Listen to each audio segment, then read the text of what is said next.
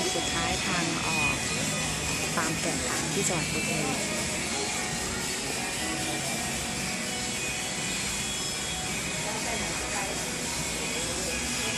ฝากเยอะแยะเลยค่ะเกี่ยวกับแกะน่ารัก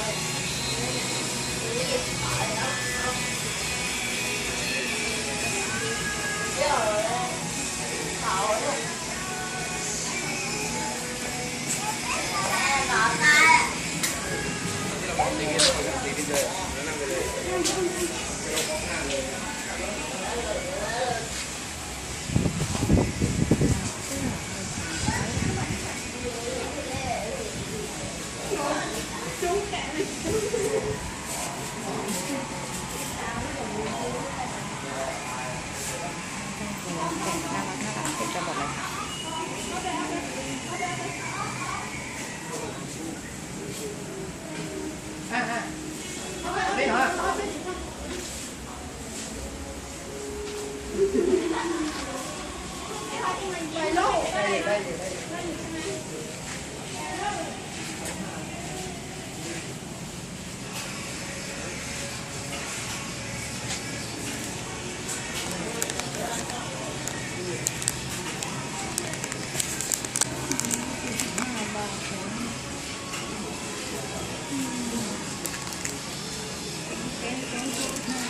แกะตายายด้วยกัน